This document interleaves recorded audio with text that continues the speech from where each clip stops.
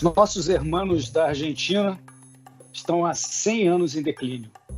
É uma história triste de um país que já foi um dos mais ricos do mundo e que hoje está sofrendo uma inflação que pode bater mais de 80% no ano, com risco de chegar a 3 dígitos, um risco país acima de 2 mil pontos, mesmo depois de um acordo com o FMI de 44 bilhões de dólares, e com um governo que basicamente acabou.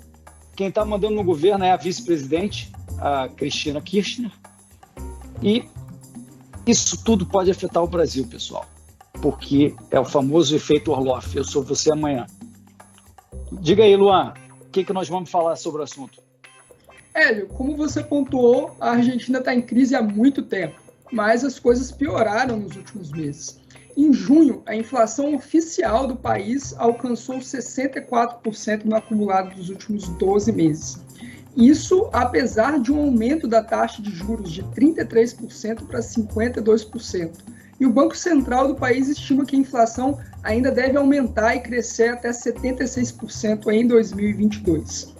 Diante da crise, a desaprovação do governo Fernandes alcançou 66%, segundo pesquisa da RDT. Um dos elementos dessa crise foi que, em março, foi firmado um acordo de refinanciamento da dívida do país com o Fundo Monetário Internacional, o FMI. Isso evitou o que seria mais um calote da Argentina, mas tem muita desconfiança se o governo de Alberto Fernandes vai conseguir cumprir esse acordo. Afinal, qual será o rumo da política econômica? O presidente Alberto Fernandes e a sua vice, Cristina Kirchner, parecem discordar da saída da crise. A ala do governo kirchnerista criticou muito o então ministro da Economia, Martín Guzmán, que foi o responsável por selar o acordo com a FMI. E ele acabou renunciando no início do mês. E ele deu lugar a Silvina Batax, que tem defendido a saída da crise a partir da manutenção de gastos sociais e mais subsídios. O pacote bilionário de obras chamado Argentina Grande é a nova aposta do governo Fernandes para sair da crise. Vai dar certo? O Linha de Fogo dessa semana é com o Gustavo Segré, economista, empresário e palestrante. Tudo bem, Gustavo? Tudo bem, muito obrigado pelo convite. Nós que agradecemos aqui. Gustavo, o presidente Alberto Fernandes deu declarações recentes falando que toda essa crise que a Argentina tem vivido, né, mais uma, se deve a uma herança maldita, né, depositando a responsabilidade desse atual momento que os argentinos estão vivendo na conta do seu antecessor, o Maurício Macri. Na sua opinião, ele tem razão? Não, não tem razão. É difícil uma pessoa aceitar o fracasso gerado pela sua própria ineficiência. Então tem que justificar jogando a culpa no outro. Eu falo, o pessimista é aquele que precisa pensar de uma forma negativa, porque ele tem que justificar que não somente ele está ruim, sino que tem outras pessoas ruins. E quando as pessoas estão nessa posição, como o presidente Alberto Fernandes, ele te diz, ó, as coisas vão piorar. Ele fala, não, mas eu acho que no futuro as coisas serão melhores. Não, não pode esperar que vão piorar. Ou seja, ele tem que ficar pior para justificar que não é somente ele o fator gerador desse problema. O Macri teve muitos erros, na minha opinião. O principal é não contar à sociedade a herança que ele tinha recebido da Cristina Fernandes e tentar um gradualismo econômico que não ia funcionar, com um problema maior, que era ele não tinha maioria nem no Senado nem na Câmara de Deputados. Então não tinha como governar. É como se você quisesse ir para um lugar e a maré te leva para o outro e você não tem velame para te deixar aonde você deseja.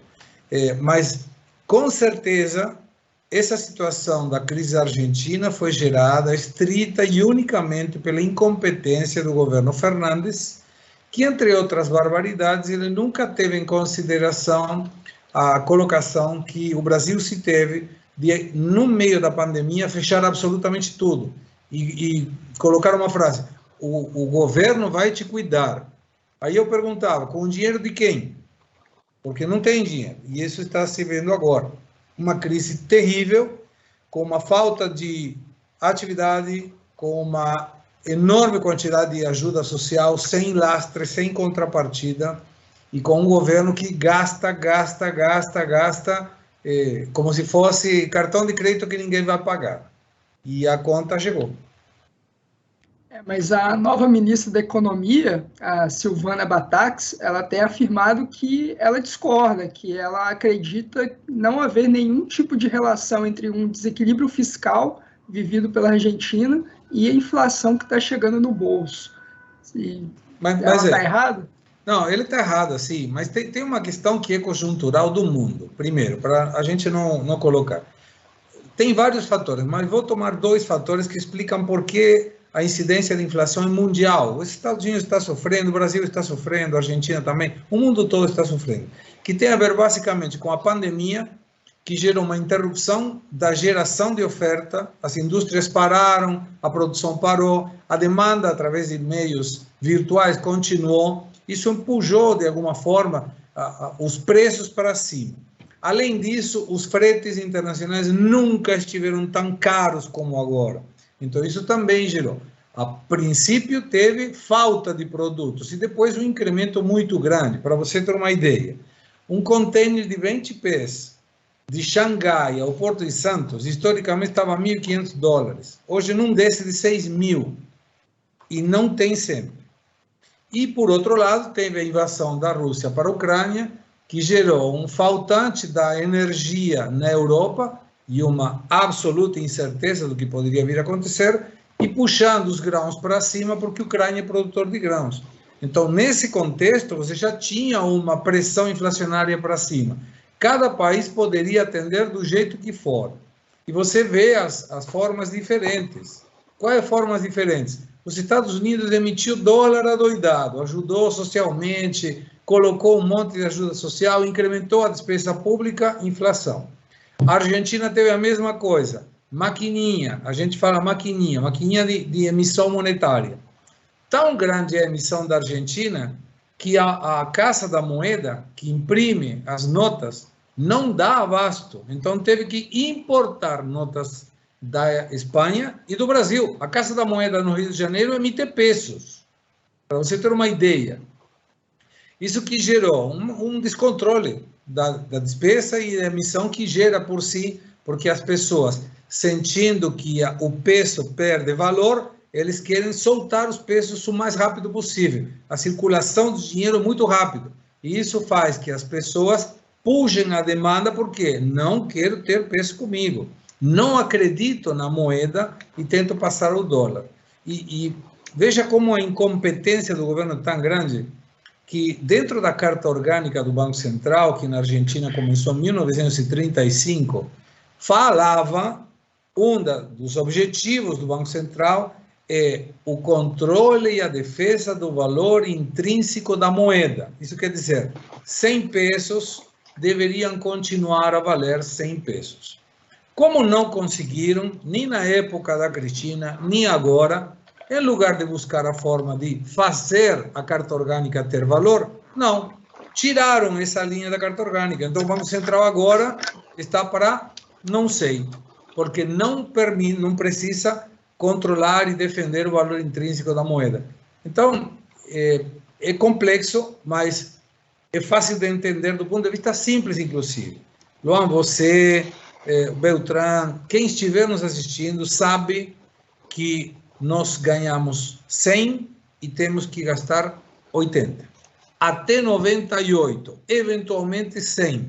Algum mês 105, mas não podemos gastar todos os meses 120, porque o nosso pai vai nos ajudar um mês, o tio ajuda outro mês, uma prima ajuda outro mês. Fala, cara, desculpa, eu não tenho como te ajudar a vida inteira, você tem que controlar as suas despesas.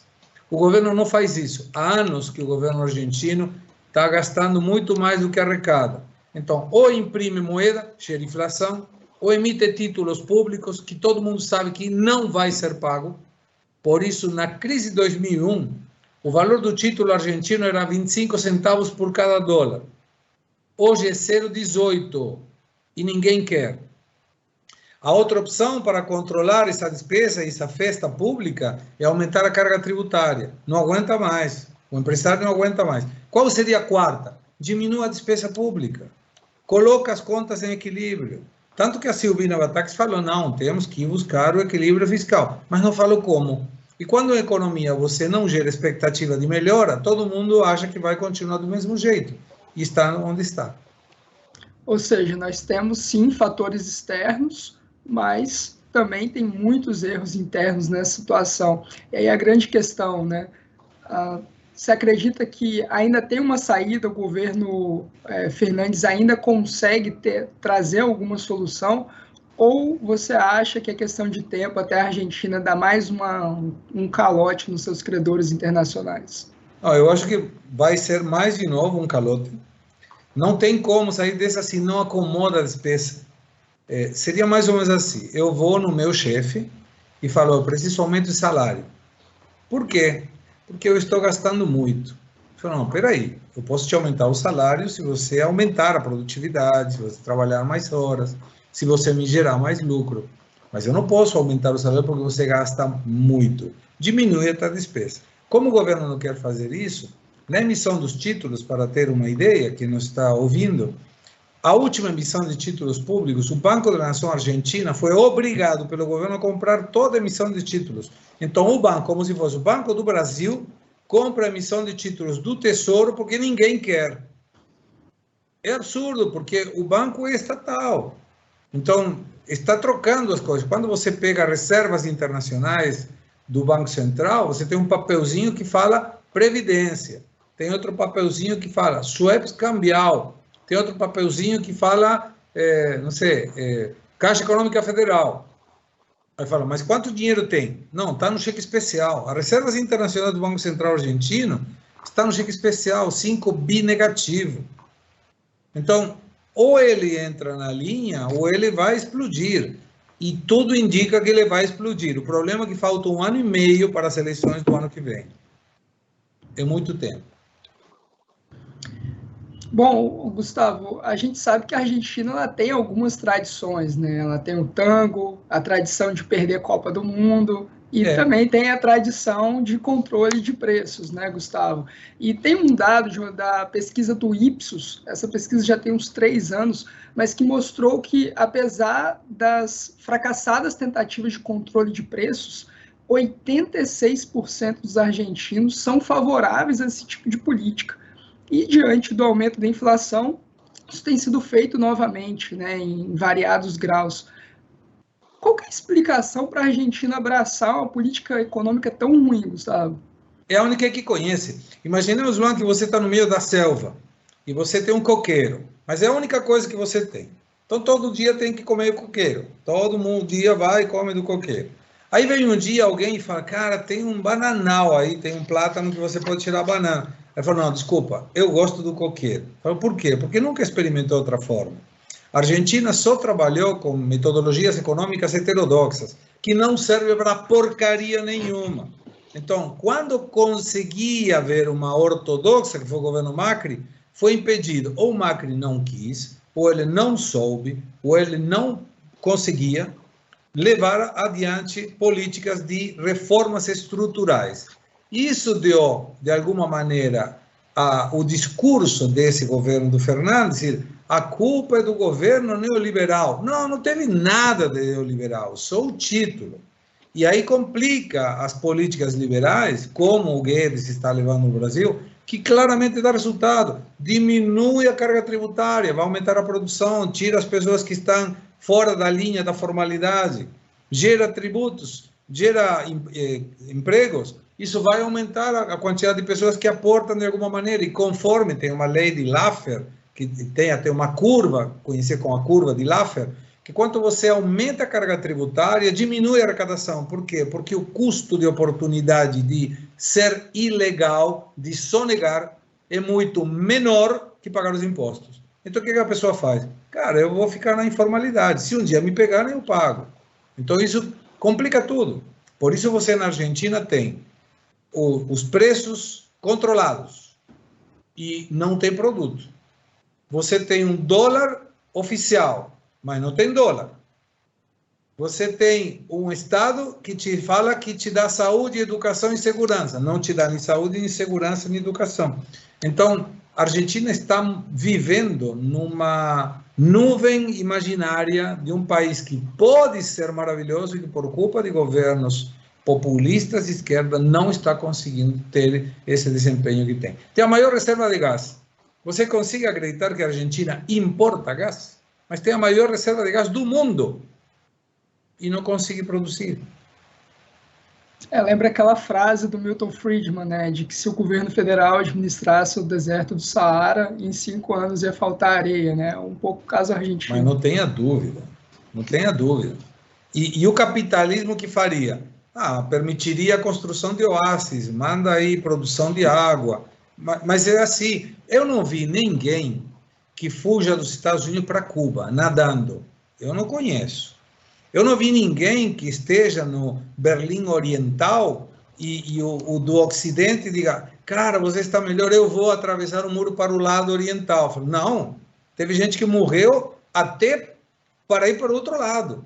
Então, por que isso? Porque não se beneficia o mérito, porque não tem nenhum sentido ser melhor, se esforçar, estudar. A justiça social da esquerda está dada em que aquele que consegue ter alguma coisa desça, quando o melhor seria que aquele que não consiga ter alguma coisa possa ter argumentos para subir.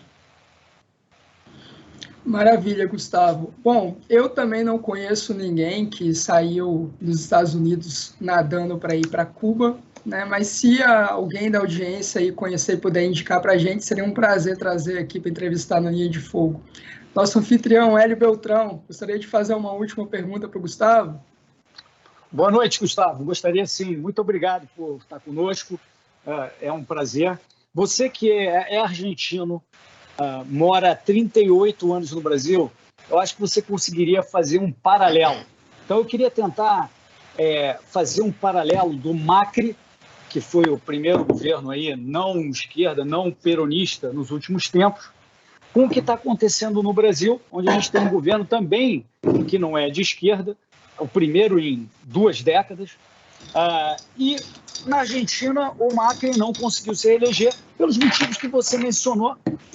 Foi muito gradualista, ele não contou a história toda ou não quis fazer certas reformas, era minoria no Congresso, e aqui o Bolsonaro começou como minoria no Congresso, e também está tendo uma oposição da esquerda muito grande. O que você acha que dá para traçar de paralelo? O Bolsonaro vai perder a eleição como o Macri perdeu?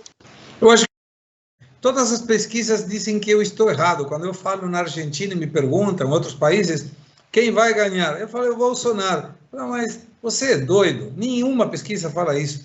Mas por que justifico? Eu olho muito a rua. Eu olho muito nos indicadores econômicos.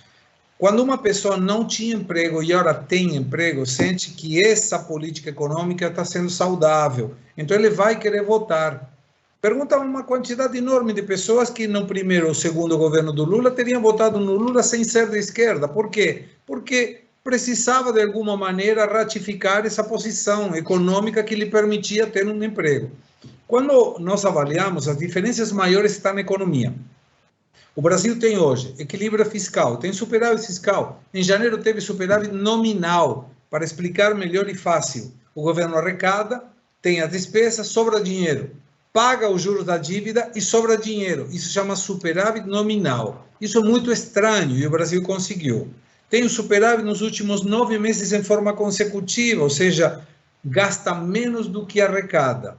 Consegue baixar tributos. Permite isso de alguma maneira, baixar a pressão inflacionária, que está conseguindo diminuir, e tirar o peso do produtor, do que for, serviço, agropecuarista, indústria, que tem mais condições de contratar mais pessoas. Eu, na minha empresa, estou contratando pessoas, e quando você contrata pessoas, você permite que alguém que não tem emprego possa entrar de novo no circuito econômico, programando uma compra, um almoço, um cinema, umas férias. Então, a economia se expande.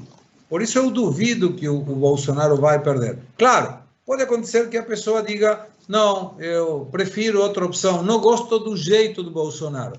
Aquele que pensar isso, e eu não faço defesa do Bolsonaro, mas se faço defesa do modelo econômico.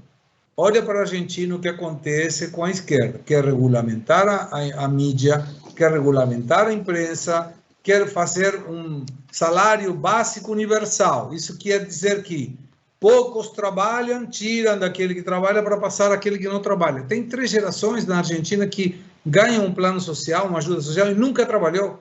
E quando você vê que teu pai nunca saiu cedo para procurar emprego, teu avô nunca saiu cedo, dorme até tarde, fica fazendo nada, qual é a motivação do filho de trabalhar? Então, eu enxergo que o risco de essa alternância no Brasil é muito grande nesse momento. Daqui a 4 anos, o Brasil vai estar muito mais estabilizado, aí pode vir quem quiser. E é uma boa opção, porque não estaremos escolhendo entre o ruim e o pior, estaremos escolhendo entre o melhor e o melhor ainda. Isso não foi possível na Argentina, e eu espero que seja possível no Brasil. O risco de que a esquerda volte com Chile de esquerda, Colômbia pela primeira vez na história de esquerda, Bolívia da esquerda. Brasil seria uma contenção ao Foro de São Paulo se o Bolsonaro se reelege. Muito bem, obrigado, Gustavo. Obrigado a vocês pelo convite e as ordens. Quando vocês quiserem, a gente fala até de futebol. Não gostei desse. Você me cutucou um pouquinho, mas tudo bem, não tem problema. Gustavo, então só uma última pergunta, já que você não gostou muito de falar de futebol, vamos falar de história e política. A gente sabe que o Pelé é melhor que o Maradona, mas o Perón ele foi pior do que Getúlio Vargas também?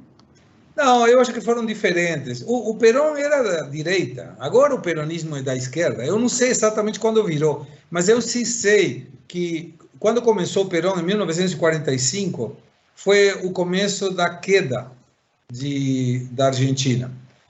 O Brasil, quando eu vim aqui no Brasil, em 1980, o produto bruto interno do Brasil era equivalente com a Argentina. E hoje é 5 vezes mais. O produto interno de São Paulo é 2 vezes da Argentina. E isso não foi apenas por um mérito do Brasil, sino por um desmérito da Argentina. Eu acho que o Pelé foi melhor que o Maradona, sim. E aí cortei o teu barato, porque não podemos brigar. Eu acho que o Pelé foi melhor que o Maradona. Não acho que o Neymar seja melhor do que Messi. É uma apreciação. E só para ter uma ideia, eu tenho uma camiseta que é metade argentina e metade brasileira. Porque se alguém quer me bater, bate de um lado somente. Então, eu já falei que era uruguaio no Brasil porque tinha medo de apanhar a Copa do Mundo em 1994. Já fiquei preso no metrô de Santiago no final da Copa América 2015, quando a Argentina perdeu com o Chile. Então, futebol pode vir que eu tenho resposta para te dar, tá?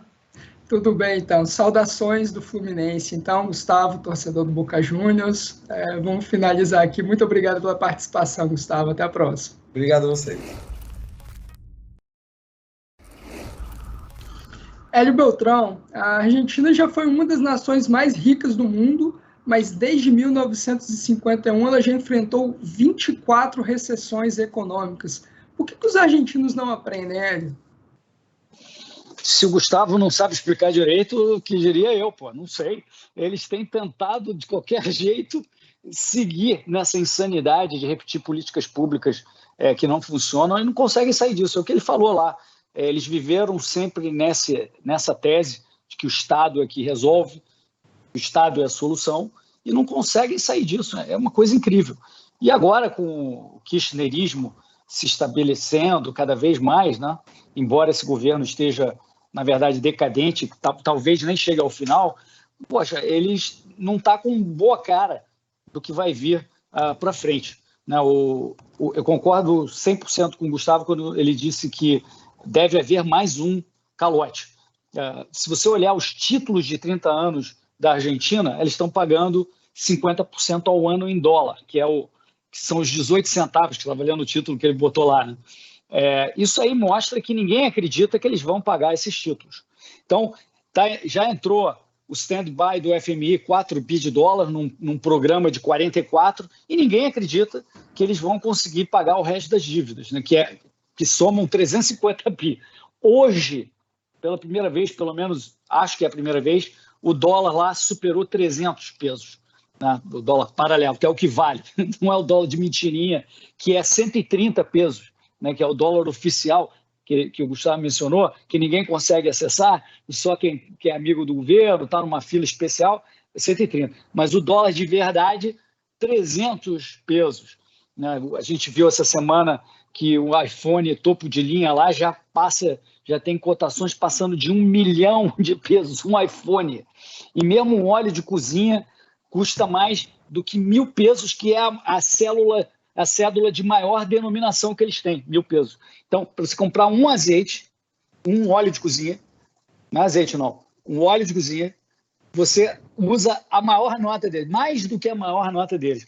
Ou seja, a coisa está realmente muito complicada, especialmente na questão da inflação. O Gustavo mencionou o que aconteceu lá com o Banco Central, que eles tiraram lá no estatuto do Banco Central a frase de que tem que lutar pela estabilidade do peso, e realmente o que eles estão fazendo, Luan, é emprestar dinheiro para o governo, ou seja, monetizar. Vai lá o Banco Central, cria dinheiro, entrega para o Tesouro argentino gastar, né, com déficit. E aí o que ele faz? O Banco Central argentino fala, olha, mas se a gente ficar fazendo isso, a inflação vai chegar a 3 dígitos de hiperinflação. Então ele tenta fazer o que os economistas chamam de esterilização. Ele enxuga essa liquidez vendendo títulos do Banco Central da Argentina, que vira uma bola de neve, algo prestes a explodir, porque mesmo essa esterilização não é sem custo. Eles pagam juros em cima disso, esse dinheiro vaza para a economia, e é por isso que a inflação já está, os prognósticos já superam 80% ao ano, e pode bater em 2022 ainda mais de 100%, é possível que bata. Ou seja, eles estão indo numa direção muito ruim, e as pesquisas indicam que os kirchneristas aí vão perder as eleições.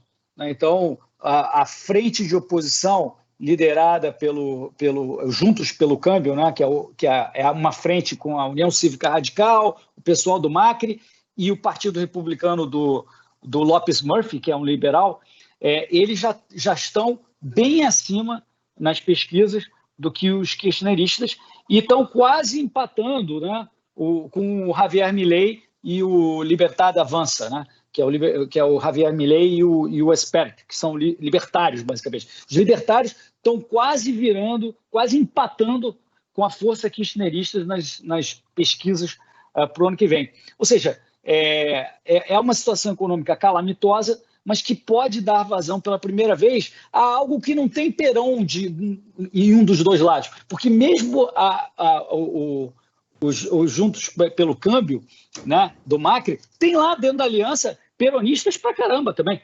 Então, sempre eles tiveram esse sabor de socialismo Perón, que o Gustavo mencionou, que o Perón começou como direita. Nunca foi, porque sempre foi populista de esquerda, mas eu acho que ele deveria estar chamando o Perón de direita porque ele era general, né, porque ele deu golpe militar, sei lá por quê. Porque em políticas públicas, o Perón sempre foi comunista, socialista pesado.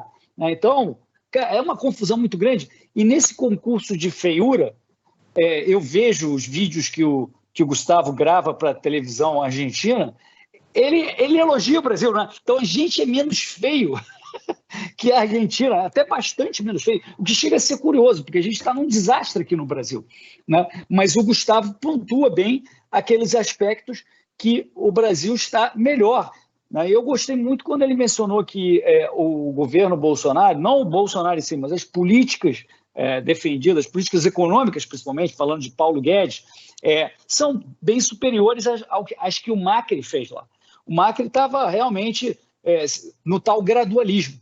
Ele não tinha muita convicção. O Macri teve recentemente no Brasil, Luan, e para ele a liberdade é você ter um celular e falar ao celular. Até fiz um questionamento a ele sobre isso. Ele não entende que, poxa, o Estado está em torno de você por todos os lados, impostos por todos os lados, regulamentação por todos os lados, e é nisso que você não pode ser gradualista. Acho que explica bastante o êxito dos libertários lá. Maravilha, Hélio. É impressionante como que, relativamente, ele acredita que o Brasil está em uma situação muito mais favorável do que a Argentina, né? Então, se está ruim para você, imagina para os argentinos. Mas eu queria dar um passo atrás e trouxe várias críticas ao governo Macri, né? Mas, segundo o ranking de liberdade econômica da Heritage Foundation, a Argentina está na 144ª posição, um pouco pior do que o Brasil, mas ao longo do governo Macri, eles tiveram 5 anos de expansão da liberdade econômica, e isso foi interrompido agora pelo governo de Alberto Fernandes. Qual que você acredita que foi a pior medida do governo atual? Bom, você fez 2 perguntas aí, você falou do Macri e falou do governo atual.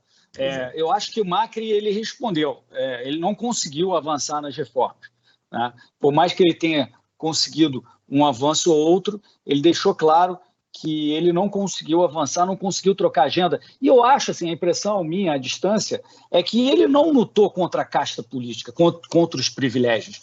O Macri nunca foi um outsider de verdade, né? Então, eu acho que é por isso que o povo argentino está procurando um outsider de verdade, e a gente vê algumas pesquisas indicando o Milei como nome individual, pontuando como de maior chance para as eleições presidenciais do ano que vem. Em termos de alianças políticas, a aliança do Macri ainda é maior, mas em termos de nomes individuais, o do Milei já pontua em algumas pesquisas em primeiro lugar. Eu acho que isso explica um pouco o Macri.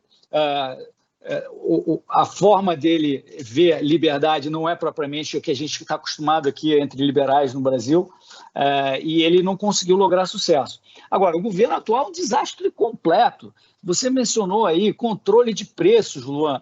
Então, os caras, vamos lá, o governo gasta, quer ser papai de todo mundo, como sempre os peronistas fazem. Manda o Banco Central imprimir o dinheiro do nada para fazer essa gastança. E depois, quando dá inflação, ele manda controlar os preços. Esses índices de inflação que a gente está mencionando, de 80, possivelmente vai chegar a 100, são com preços tabelados. Os preços administrados, vários preços administrados tabelados. Ou seja, não faz o menor sentido. Eles estão destruindo o país cada vez mais. Eu suspeito que pode nem acabar esse governo. Hoje, quem manda nem mais é o Alberto Fernandes. Todo mundo diz que é a cretina Kirchner, né? A cretina está mandando. Então, esse governo é um completo desastre. E esse é o exemplo que nós temos que aqui no Brasil olhar e ver, olha aí, isso é o que a esquerda está fazendo. Nós estamos rodeados de países governados por esse tipo de esquerda. E se a gente volta para esse tipo de política, vai para essa direção. Eu acho que cada um tem um certo grau de liberalismo ou socialismo, o que quer que seja, mas o que para mim importa mais é o vetor, em que direção você está indo. Quando chegou o governo Bolsonaro, a nossa direção anterior estava indo lá para a direção da Venezuela. Agora, não está apontando naquela direção. Por mais que você tenha reclamações sobre tudo que está acontecendo aí, mas o vetor apontou para o outro lado. E o que eu não quero é que esse vetor aponte de novo para a direção da Venezuela, ou mesmo da Argentina agora. Esse é o risco que a gente sofre no Brasil, e o Brasil tem um papel de liderança muito grande na América Latina e do Sul. Então, se a gente também ceder para a esquerda e virar de novo o Foro de São Paulo, agora o Grupo de Puebla, que é o novo forinho de São Paulo, moderninho, da esquerda, nós estamos perdidos. Hélio, mais uma pergunta. Você montaria algum tipo de negócio na Argentina? Você veria esse momento de crise como oportunidade também ou sem chance? Bom, eu conheço pouco a Argentina, mas se eu pudesse dar uma sugestão, cara, ajuda os argentinos a saírem de lá. Faz que nem o Gustavo faz. Ele não está ajudando o cara a abrir no exterior, ajuda ele a poupar. O pessoal lá está poupando em cripto, pô. O peso queima na mão. Ele desvaloriza continuamente. Então o pessoal sai correndo para comprar ou dólar, papel, nos arbolitos, como eles chamam lá, o cara no meio da rua que fica trocando, ou vai comprar cripto, está buscando uma forma de se proteger. As pessoas, ao longo da vida, têm que buscar uma poupança. Como é que você consegue poupar num país que você mal recebeu já está perdendo dinheiro todos os dias? eles estão destruindo o capital das empresas e a poupança de todo mundo com essas políticas. É muito grave o que está acontecendo e o FMI se enfiou numa roubada, na minha opinião. Pois é. Mas você, né, no Instituto Mises Brasil, lançaram um livro que virou português aqui no Brasil, né, As 6 Lições, um grande best-seller, aí, acho que está com mais de 300 mil cópias vendidas, e basicamente o livro é uma coletânea, né, de um conjunto de palestras que o Ludwig von Mises deu na Argentina em 1959, e ele fala um pouco sobre economia de mercado, socialismo, intervencionismo, como controlar a inflação também, inclusive. O que você acha que seria da Argentina se eles tivessem ouvido e aprendido as lições de Mises lá atrás? Pois é, Luan, é muito triste saber que o Mises deu essas palestras, que essas lições que ele deu lá em Buenos Aires para os argentinos acabou sendo usado agora recentemente no Brasil, onde essas lições hoje talvez sejam um livro de política pública mais influente do governo atual, nas políticas públicas atuais até, não só no Executivo, mas no Congresso Nacional. Então é muito triste saber disso. Luan, eles têm uma Constituição que data de 1853, que originalmente ainda está válida, e originalmente era uma Constituição extremamente liberal, muito inspirada no modelo americano, mas adaptada pelo Alberdi, que era um grande jurista, e bolou uma Constituição, ou influenciou essa Constituição de forma muito positiva. Depois eles vieram fazendo algumas emendas para colocar lá direito social, aquela coisa, né? Todo mundo tem direito a X, Y, Z, dá para você dizer da onde vem. Mas ainda assim a Constituição deles é maravilhosa. Se eles tivessem seguido o que fizeram no século XIX, eles estariam tão ricos quanto a Suíça, quanto os Estados Unidos, quanto países desenvolvidos. Aliás, no início do século XX, eles eram tão ricos quanto esses países. Então, é muito triste, um desastre, que você tem um povo tão bacana, de gente intelectualizada, de gente boa, de gente que sabe fazer uma opção de coisas e produzir, mas todo mundo pendurado no governo. Uma das coisas que eu acho que ajudou a destruir, a gente não tocou ainda, o Gustavo não mencionou, é que lá tem uma grande distribuição de renda entre o setor agrícola, tá? que é muito produtivo, gera muita renda, e os outros que mamam nas tetas dos impostos, então, nas grandes cidades, principalmente Buenos Aires, a classe urbana, funcionários públicos que recebe dinheiro do Estado. Esse ano se projeta que as exportações agrícolas e pecuárias perfaçam 85 bilhões de dólares. Isso é 50% das exportações argentinas desse setor. E eles punem esses setores com as tais retenções, que são impostos sobre a exportação. Eles tiram todo o dinheiro desses caras. Quanto mais produtivo, mais eles tiram. Parece o romance Atlas Shrugged, né? A Revolta de Atlas, da Ayn Rand. Né? E lá eles praticam isso mesmo. Vão tirar dos caras que são bons, que produzem e tal, que é o pessoal do agro, e vão mudar para o resto. E só sobrou o agro. Só sobrou o agro para pagar a conta. Mas isso aí, até isso, já está indo realmente para o saco. Só continua indo um pouco, porque como o dólar sobe, o agro recebe dinheiro, né? Recebe mais dinheiro. Então, ainda tem um pouco de sobrevida, mas eles estão destruindo o país. Ou seja, né, a gente tem uma várzea na política e na economia argentina maior do que aquela seleção que era treinada pelo Maradona, né, Hélio?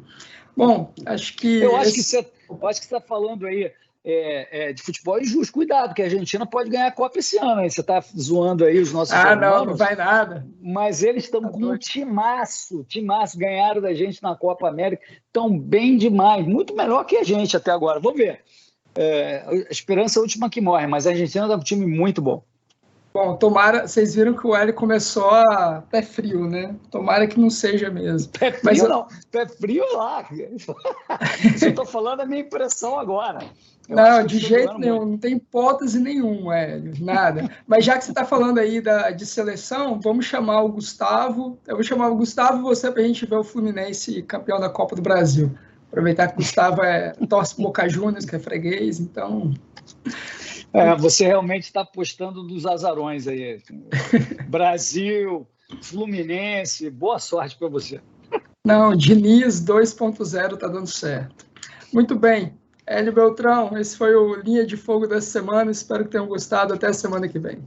Obrigado, Luan. Abraço a todos.